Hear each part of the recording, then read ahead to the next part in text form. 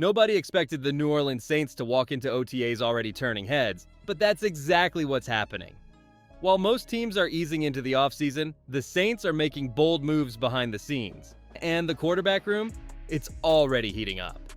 Forget slow starts and quiet reps. This team is moving with urgency, and the battle under center might be closer than anyone thought. What's happening in New Orleans right now isn't just competition, it's transformation. And the name that's suddenly rising above the noise, Spencer Rattler. But here's the twist. This isn't about flashy plays or media hype, it's about command. Rattler has stepped into the first-team role in 7-on-7 drills, not as a placeholder, but as a presence.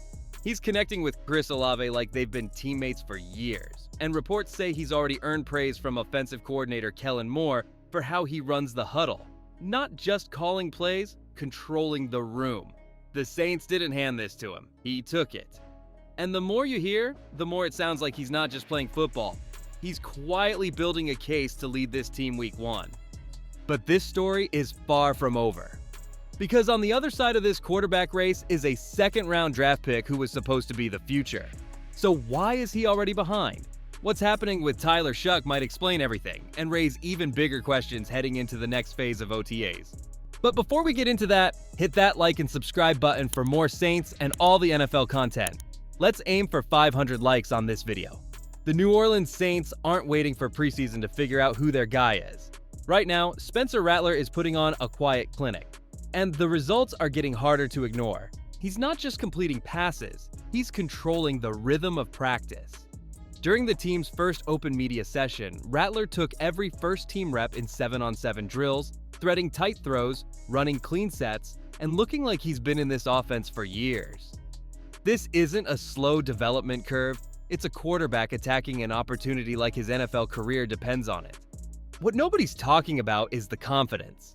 Rattler isn't playing like a rookie just trying to keep up. He's playing like someone trying to win the locker room.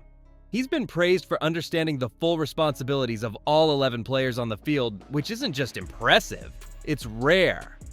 When a young quarterback shows that kind of mental sharpness this early, coaches take notice.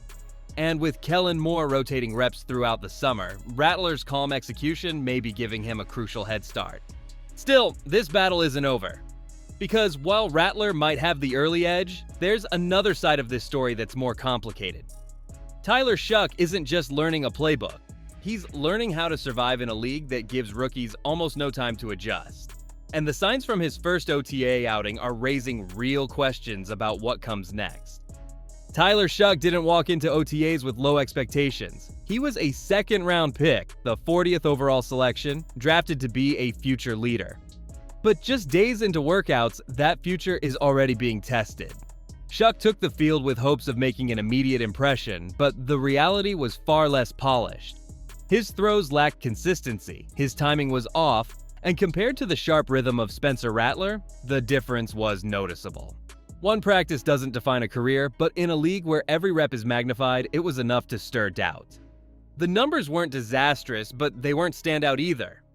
During the open portion of practice, his completion chart showed a noticeable miss in the mid-right zone, roughly 15 to 20 yards downfield. That throw would have been a critical chunk play, and in this competition, small details carry weight. Yes, he connected on a deep ball to Rashid Shaheed, which showed flashes of his arm strength, but outside of that highlight, it felt like he was still adjusting to the speed and structure of the pro level. No panic, but no momentum either. The bigger question now isn't just about mechanics, it's about pace. Because if Shough is already falling behind, who else might be catching up? There's one name that didn't make headlines yet, but the door may have just cracked open for someone unexpected to step into this quarterback race. And with Jake Haener sidelined, all eyes are quietly shifting toward a lesser-known figure. Jake Haener came into this offseason with something to prove, but that mission just hit an unexpected pause. An oblique strain pulled him out of practice after a handful of extra reps, and while the MRI results ruled out serious damage, his absence is already shaping the quarterback battle in ways nobody saw coming.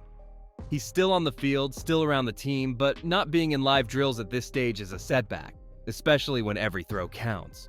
For a player trying to climb the depth chart, even a minor injury can leave the door wide open for someone else to make noise. That someone might be Hunter Dekkers.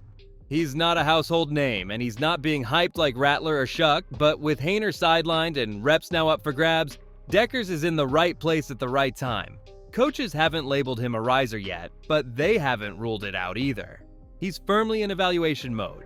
This is the kind of low-pressure, high-reward situation that could turn into a surprise storyline if he delivers steady performances over the next few weeks.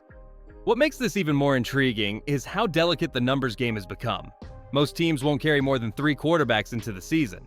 With 5 currently in the room, one of them will eventually be cut.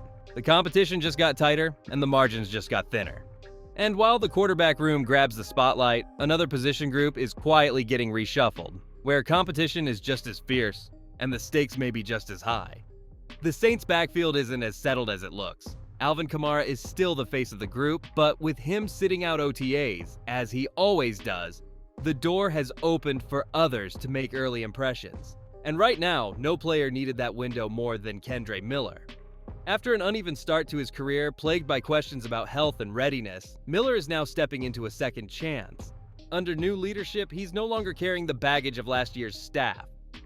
Offensive coordinator Kellen Moore made it clear, this is a fresh start, and what happens now matters more than what's behind. Early buzz suggests Miller came in lighter, quicker, and more focused. Observers noted he looked sharper, both physically and mentally, and that change couldn't have come at a better time.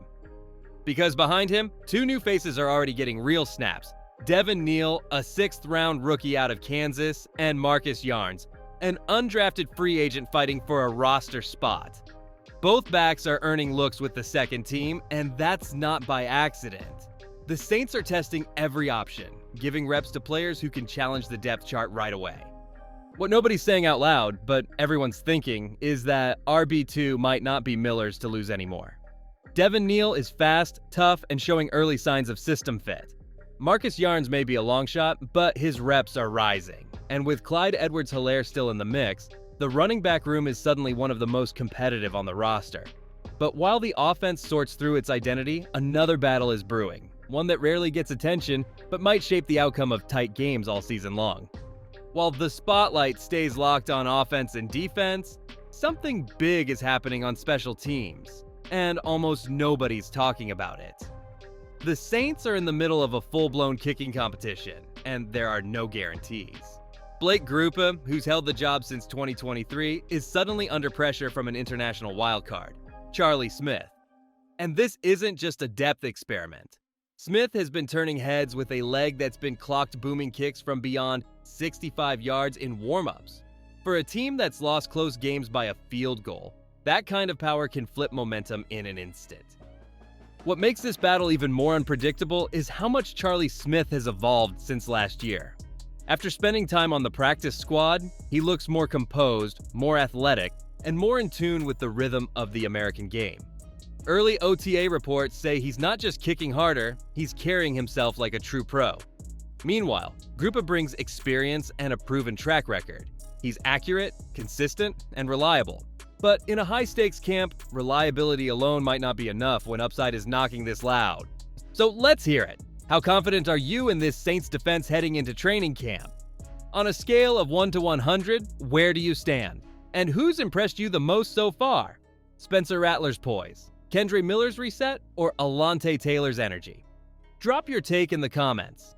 And if you're ready for more breakdowns like this every week, hit that like button and subscribe. Because if this is how OTAs are starting, just imagine what's coming next.